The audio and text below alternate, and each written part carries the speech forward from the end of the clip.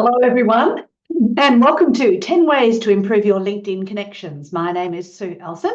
I'm an independent LinkedIn specialist based in Melbourne, Australia, and I look forward to sharing lots of really practical information with you today. So I'm going to be sharing specific tips, relevant examples, and I would really encourage you to pick 3 things you can do in 3 hours from now so that you get some value out of the live presentation or the recording. I'm going to be talking about abiding by the LinkedIn user agreement, downloading your list of connections, expanding your existing network, connecting with everyone you meet from now on, my 3 favorite words, finding your target audience, having a follow-up process for VIPs, considering collaborations, using special features, improving your LinkedIn engagement, and also considering other social media platforms. I believe LinkedIn is like the goose that lays golden eggs, and one of the most significant components of that value is the actual network and the connections that you can make within it.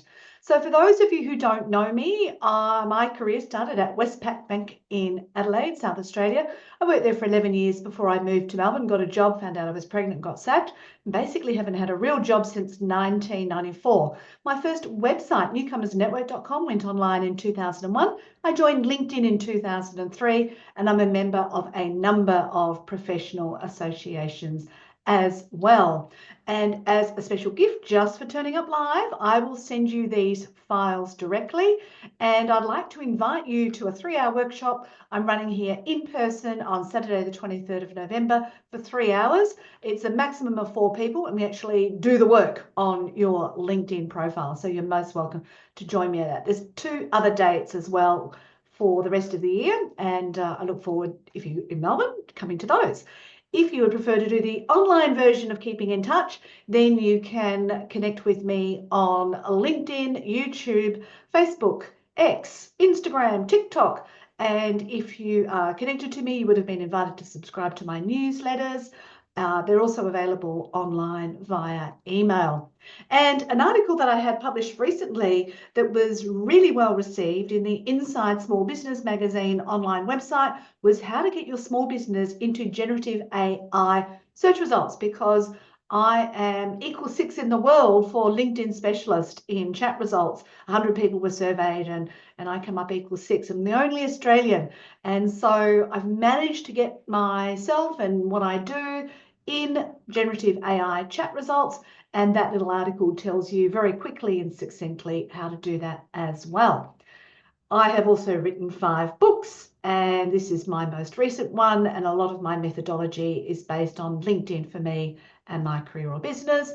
And I've also written an online course that matches that book, and it goes through all the steps with video instructions. Only $97, best value on the internet, I'd say, if you want to update your LinkedIn profile. I'd also like to acknowledge the traditional owners of the land on which we're all based. This is not personal advice, it's general advice for people who are interested in improving their LinkedIn connections.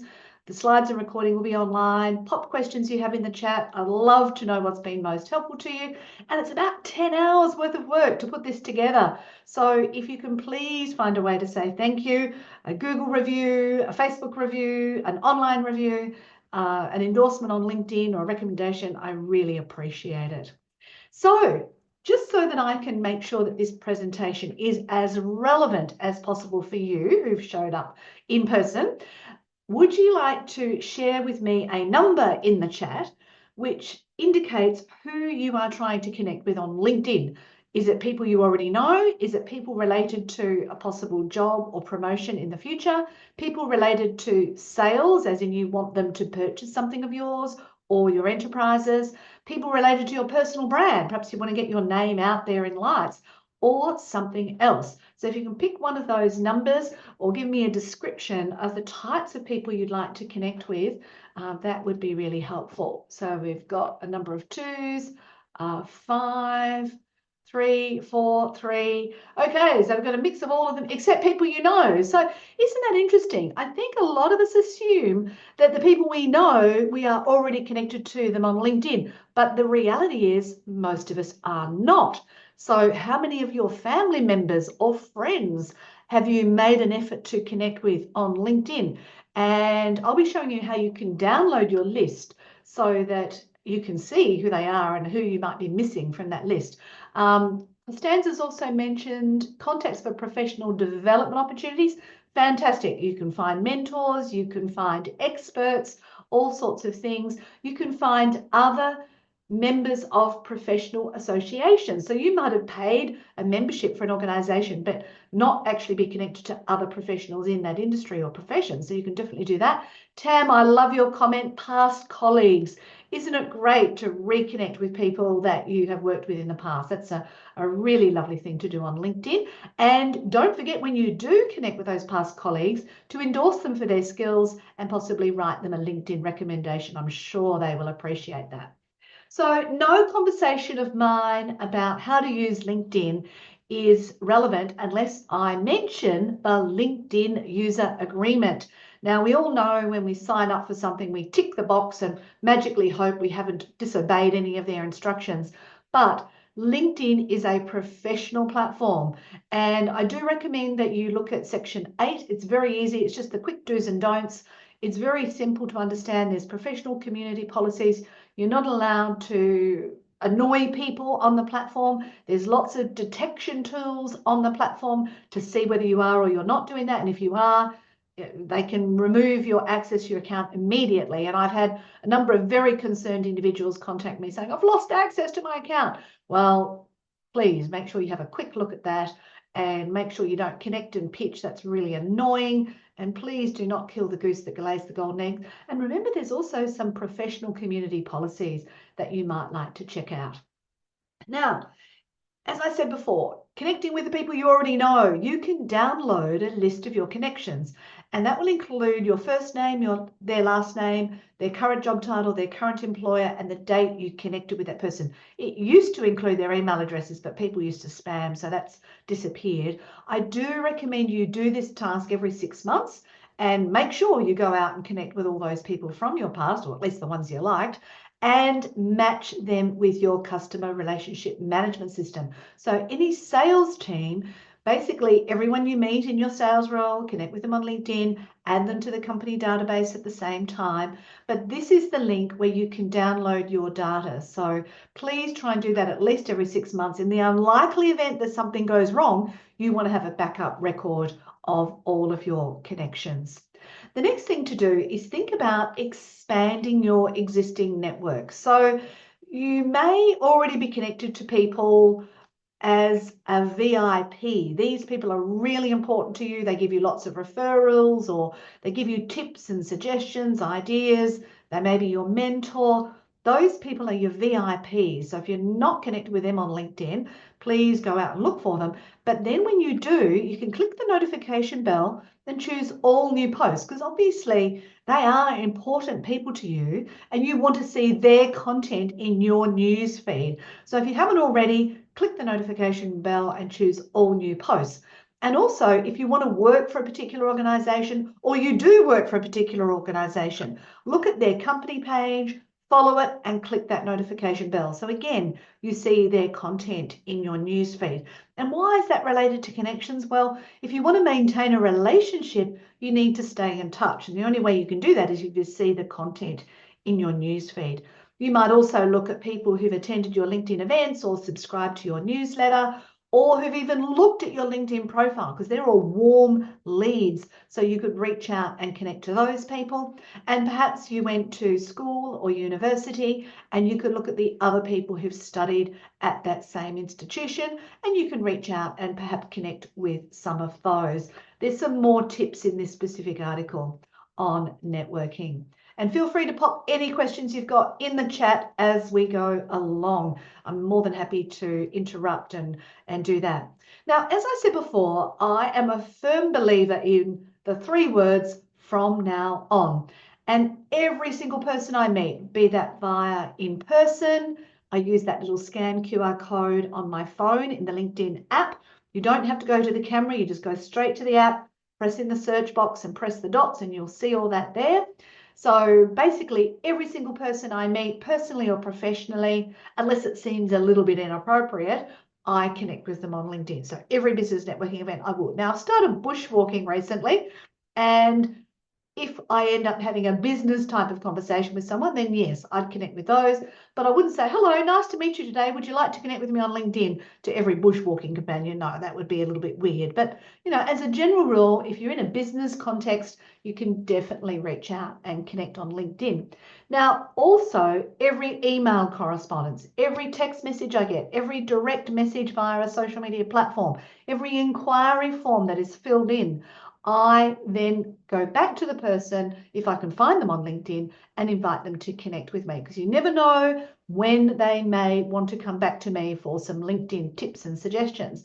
And you need to build a network. That's the only thing that there is security in. There's no such thing as security in a job or a business or whatever. You need a network.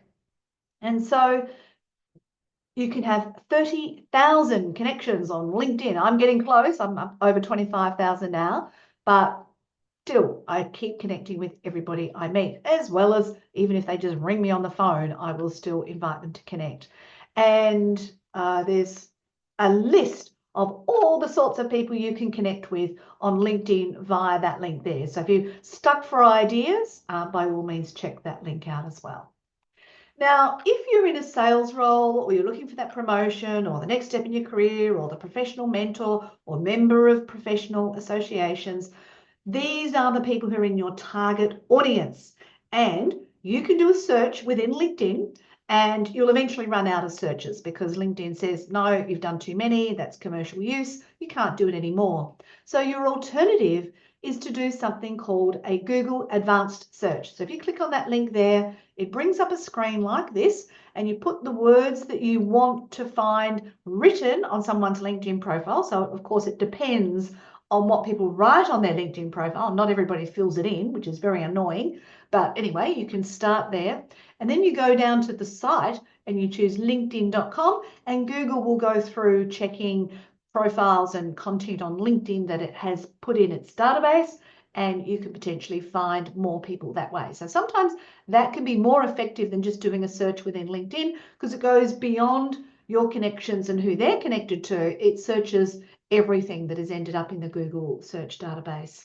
You can also look at people who've engaged with specific profiles or pages. Now, for some of my clients, I've actually looked at their competitors and I've connected with some of the people who've engaged with competitors' content as well. So you can be creative in how you find these people. You could also look for hashtags or specific content. So say you deal in a specific topic and you search for that topic on LinkedIn and you look at the posts on that topic, you can see who's engaged with that, who's liked it or add comments, and you can reach out to those people and they could become connections. Perhaps they are in specific groups on LinkedIn, or they could be related to your job search, the person who's making the decision, who's handling the job applications, the people who you do business with. All of these people are potentially out there on LinkedIn for you to connect with. So if you're going to be serious about this, you really need to set a goal per week and stick to it. So you might say, from now on, everyone who visits my LinkedIn profile, I will invite them to connect with me. I will add in another 10 people per week, and I'm going to keep a record of my ongoing number of connections so I can track how I am going, because it's a real-time statistic only. So if you don't write that number down, you won't be able to track it. And here are 2 other links on authentic networking on LinkedIn and what type of networking can work for you. Don't forget, I'm happy to answer questions, and there'll also be time at the end for questions as well. Now, let's say you've managed to find some very important people. These are your referral partners, your collaborators, your stakeholders, the people who you decide to put into your relationship management group. These are really important people. You might want to pop them into your own spreadsheet. Don't we all love a spreadsheet for grabbing that information? I mean, ideally, you would have a customer relationship management system. You'd be able to filter them and you'd have one source of truth. But if you're just starting out on this journey, you can just do it in a spreadsheet. And then as you put the name in the spreadsheet, you have columns with steps that you go through over time. So step 1, you put the date in. Step 2, you put the date in. Step 3, you put the date in. And that's a way of tracking that you've kept in touch with those VIPs and you've done your sort of methodology throughout that process. I obviously recommend that you share useful information in your news feed, and if you are commenting on content, you add something relevant that helps people remember you.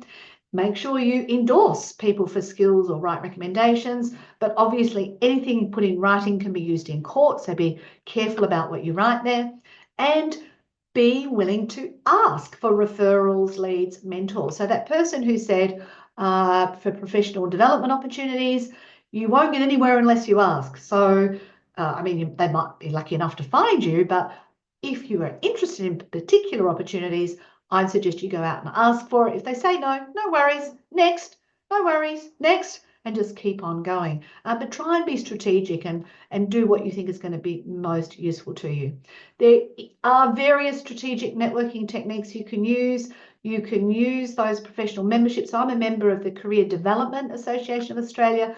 We have regular webinars. So every time I go to a webinar, I take a screenshot and I connect with all the people in the webinar. So I'm always doing these things to increase my network and remain in contact with the people who I've met, either in person or virtually. And then there are the thought leaders. Now, you might say, well, this person knows everything and there is to know about this topic. Why would they be interested in me? But a lot of the time, the people who are at the top of their field don't get a lot of direct recognition, or people who reach out to them directly because everybody's too scared to reach out to them. So why not reach out to those thought leaders? Click the notification bell on their content, engage with it. And another group of thought leaders is journalists, because they're often reporting on that topic, and they might be privy to some of the new information on that topic. So they can also be classified as thought leaders and people you might like to add to your network.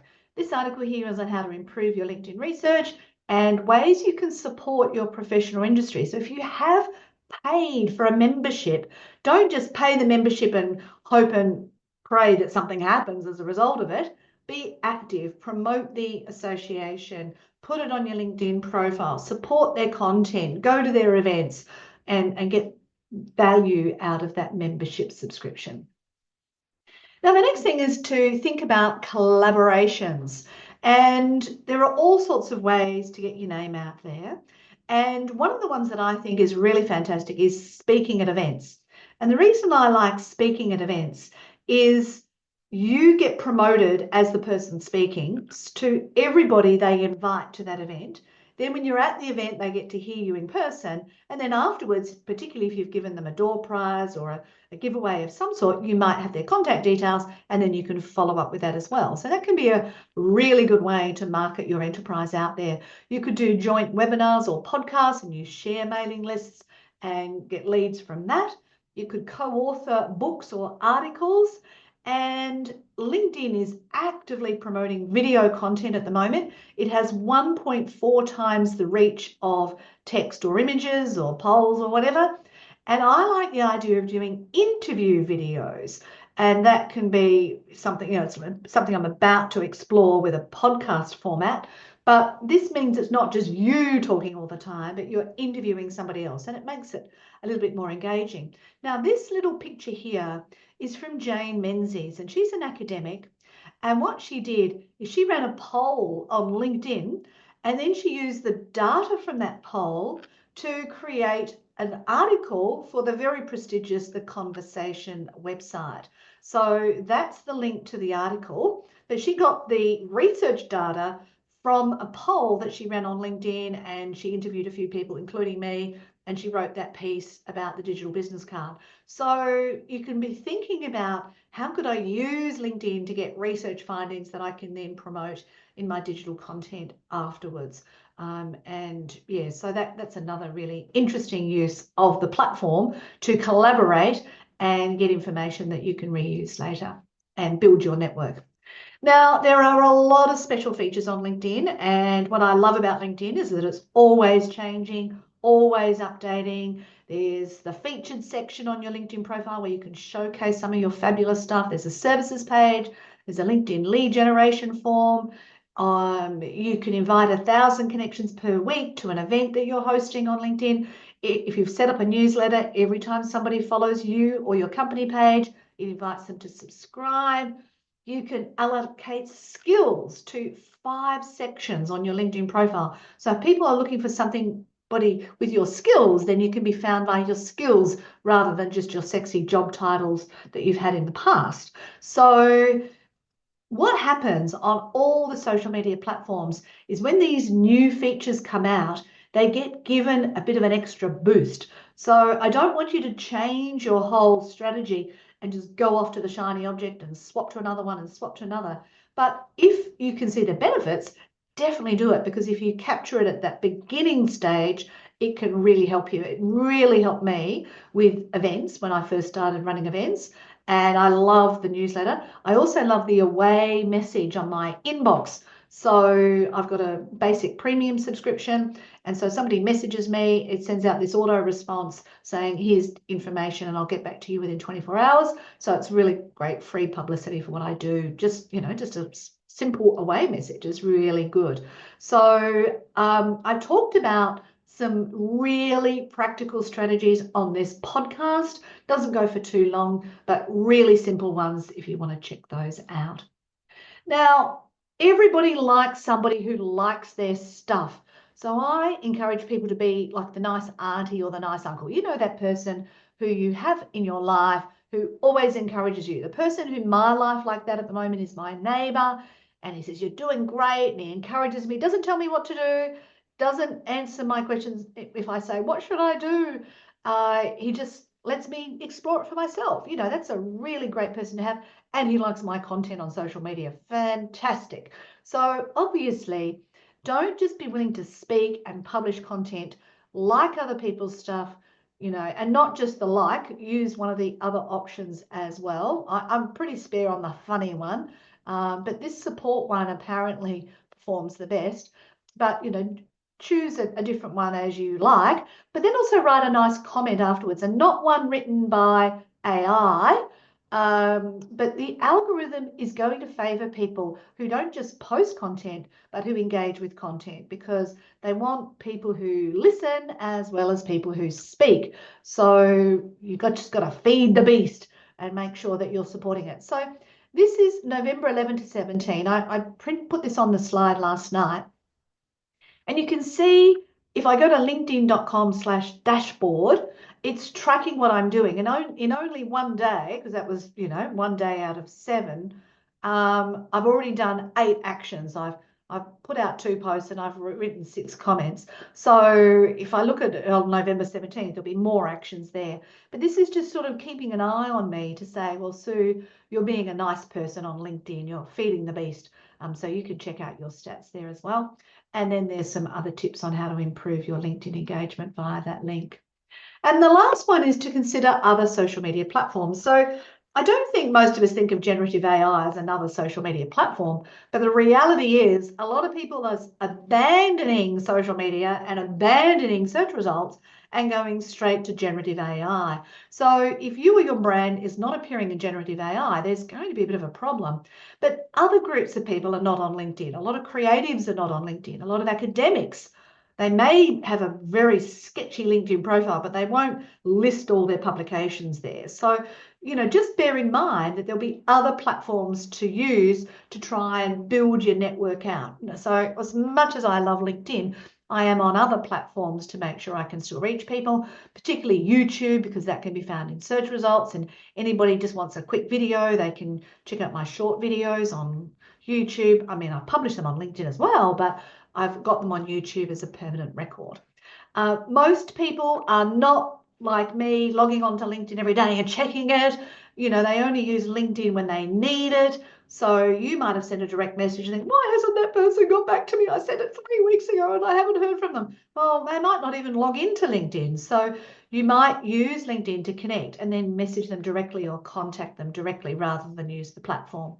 And remember that not everybody scrolls through the news feed and sees all the content, and the reach of our content is dropping. So again, sometimes you've got to think about how can I contact people directly, but also the number of people whose LinkedIn profile say, I don't want my email address public. Well, how do you expect people to contact you? Like, my email address, my phone number is all over the internet, because when the time comes, I don't want people trying to find that information. I want them to be able to see it really easily so they can contact me directly whenever they want. Because if there's a delay in that process, they might go and check with somebody else. And also, massage your message. So back in the day, I got a lot of people saying, can you do this, this, and this for free for me? I said, hang on a minute, I'm not a free service. So I changed my message to make it clear that I am a professional service, and that reduced the number of tire kickers I had, and those people asking unreasonable requests stopped coming through. Yes, Tam, you will get the slides. My screenshots don't capture the full screen. Yes, in fact, the slides are already on my website. So if you go to my blog section and you find this particular one, 10 Ways to Improve Your LinkedIn Connections, you'll see the slides there already and you can download them. Now, the other thing is, once you start getting active on LinkedIn, LinkedIn sends notifications galore because, it's excited that you're being active. And I don't know about you, but I do not need an email every time somebody wants to connect with me. So I've turned those notifications off. So go into this link here and turn off any notifications you don't need to receive via email. And also, if you're an academic and you want to get your content out there, this article is great for that. And this is how I ended up in those AI results. So that gives you a bit of a go-to run through of how to make it happen if you'd like to do that. So they are the 10 things to improve your LinkedIn connections. I'm sure there's a lot there that you can consider. I'd love to know what your 3 favorite ones are, or just one thing that you would like to do from now. If you want to pop that in the chat, I love reading them out because it's a good reminder for the rest of the people who are in the webinar and for the people who are listening to the recording. So to get value out of this, make sure you do 3 things within the next 3 hours, if that's at all possible, or within 3 days. Statistics show that if you don't do it within 3 days, you'll probably never do it. And so I'd really love you to be able to at least action one thing. That would be fantastic. You can also check out all the other webinars that I've run in this series every month since October 2021.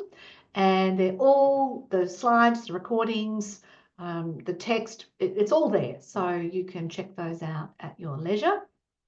Don't forget, I've got the online course that goes from beginning to end of what you can do to update your LinkedIn profile and your LinkedIn presence. And I'll send you those files for those people who've showed up live.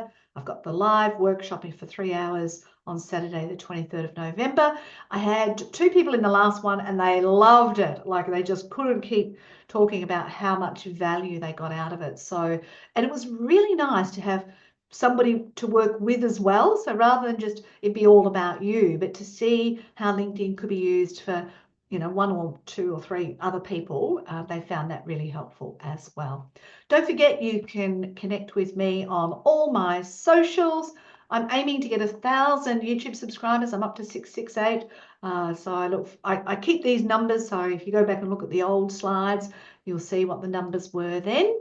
And of course, there's plenty more resources on my website under the blog, publications, presentations, podcasts, television interviews, and videos. And as I said before, it's about 10 hours of work to put all this together. So if you'd like to scan a code and write a Google review or a Facebook review or an online review, or just follow me on social, I'd be really happy to hear from you. So I'm about to stop the screen sharing and open up the floor. So you can unmute and make a comment. You can ask another question. Carolyn subscribed to me on YouTube. Woo! How exciting. Thank you for that, Carolyn. I really appreciate it. Any other comments, questions? You can raise your hand, just unmute. I'll call you out. Would love to hear from you. Either that or I've covered everything and you're all vanishing. Constanda, yes, fire away. What's your question? I've got a question in regards to, I work for someone, well, for 2 RTOs, but I also have 2 businesses. Yes. But my LinkedIn is sort of it's like my resume, and I think I've got it all wrong. I don't know how to link for example, I'm at a farm, we have an orchard, we sell fruit, Yes. Little River Orchard. I don't know how to implement that into my LinkedIn profile. Okay. All right. Well, what I might do is share my screen and just show you how I do that in my own LinkedIn profile. So in your experience section, you can see here I've got my Sue Ellson, which is my consulting, my 120 Ways Publishing, which is where I publish my books. And then I do work for Spectrum Analysis, and Peter's on the call, so hi to Peter. And then I also set up Newcomers Network, and I do all these other things. Now, any of these current roles that I'm currently doing, I can click the pen and I can click this double arrow and I can sort them. So you might say, yes, I've got a job and that's important and I'm really happy to be working there. But the main thing I'd like to do on LinkedIn is promote my orchard. So if the orchard was the most important one, you could, and say that was this one, you would just use the little hamburger there and drive it to the top so that the first thing that people see is the orchard, because that's the main reason for you being on LinkedIn, is to get people to be involved with the orchard or whatever else, whichever one you want to choose. So you can be more than one thing. And so that's not a problem. Now, the only issue could be is if your employer says, we don't want you promoting other things, and part of your contract when you joined was you are not allowed to promote anything else, well, that's a different story, but if it's not being part of that conversation, then your LinkedIn profile is your own, and you can use it to promote it as you wish. And bear in mind that you're still promoting the other jobs because they're still on your LinkedIn profile as well. Does that make Okay, sense? that's great. Does answer my question. Thank you very much. Yeah. The other thing to keep in mind is that's just the experience, is your headline. So up here, you can decide what your main focus is. So my main focus is being a LinkedIn specialist, and then all those other things come after that. That's another way to massage your message and try and convey that across. So yeah, great question. Thank you. And Peter, did you have a question as well? No, no, I just thought I use Sue to help do my LinkedIn and a lot of other work we do with her, and it's been great. We're up to 6 or 8,000 connections now, I think I am. But, Yes, well well done for all done. your advice, is my point. Yes, and yes, so a lot of the things that I talk about, I've implemented with spectrum analysis, and we've been able to generate a lot more traffic to the website, generate automatic leads, build relationships, be asked to speak at events, done a whole bunch of stuff. So it's all been facilitated by the use of LinkedIn. So definitely an extremely powerful tool. Any other questions or things? Oh, I've got some idea here. Gillian said, love the idea of collaborations. Fantastic. She also mentions networking is like planting a tree. The best time to plant a tree is 20 years ago. The second best time is now. Oh, of course. Until a couple of months ago, I was networking like planting annuals every once in a while. Yes, it helps if you've got that strategy. And that's why I say from now on, don't beat yourself up for what you did before, but just have that little process in place from now on. Do you know if LinkedIn saves endorsements? I accidentally deleted those when I was doing a LinkedIn profile overhaul. Unfortunately, LinkedIn is a real-time platform. So as far as I know, if you've deleted something, that's it. It's probably gone. Now, if you download your LinkedIn data, there is a possibility that there may be a record of it in there, but I can't guarantee it. In which case you could go back to those people and ask for it again. But sadly, Tam, I suspect you may have lost that information. So yeah, just be careful before you press the delete key going forward. Yeah. Measurable goals that got my attention the most. Yes, yes, because the reality is if you say, oh yeah, I'll increase my network. Yeah. What by what? If you don't set a number, then it just never happens. And so it is a good idea also to keep a record. So if you do it, some stats, I've got a spreadsheet, that'd be one of the files that I'm sending you. And if you just write those stats down in it every 3 months, you'll see how you've made progress or not made progress. And I also don't believe some of the organisations I've worked with, they spend hours saying this post got this many likes and that many comments and that engagement ratio, and they put it all in spreadsheet manually. I'm thinking you don't need to keep a record of all of that. It doesn't generate leads for you. Just make sure that you're doing these other things. They're the things that are going to help your business. So a lot of people get sidetracked on collecting data that they, just doesn't really add any specific value, but then other data could be very, very helpful. So yeah, just keep that in mind. Any final questions? Nice to see you, Brian. All Do I good? get a last one? Yes, absolutely. In today's world with artificial intelligence, how is this starting to influence LinkedIn? It's interesting that we see all these new icons popping up or options, but I know to fully understand it, it's going to take us some time. But in the context of LinkedIn, when you did mention in one of your slides, do not let AI generate your answers, and that what would you recommend or say in regards to dealing with AI in the early stages? Yeah, okay. So AI is a very, very powerful tool that can be used to help us create a faster horse, for want of a better word. But there's going to be a whole paradigm shift, and it's going to infiltrate absolutely everything. So what we need to remember is, what do people, humans, value? And humans value authenticity. So although the AI tool could write a fabulous comment, it doesn't necessarily mean it's worth using because it doesn't feel authentic and it doesn't sound like that's what Sue would say, or, it's a genuine interaction. So I believe that in the future, because there's so much AI out there, so much capability out there, what's going to happen is, in many respects, our relationships will shrink, and the number of people we have in our little, cluster of people we trust is going to be smaller, and they'll all be using their own AI tools to do it. But we'll use those people, as the confidants in our life. So anything that we can do that either A, maintains our relationships with those close people, or B, helps people find us when they need us and verify us so that they can trust us as individual humans, that's what's going to be important, in my view. I mean, I can't prove any of this, but I have been online since 2001, and I've seen lots of things come and go, and I believe that's really where it comes. Gillian said, I used AI to generate quotes for my LinkedIn banner, but I write them to sound more like me. Absolutely. And I wrote a piece the other day, and then I said, and what else could I say on this topic to AI? And it gave me something really good about how AI, in the past, everything was incremental, and now it's transformative. And, that word was really helpful to me. So, yeah, I use it also. Peter's got to go to a meeting, and yeah. Any final things? Otherwise, I'll let you all get back to your daily activities. All good?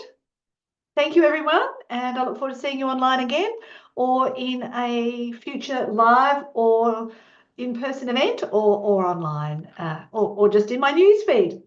Thanks, and bye for now.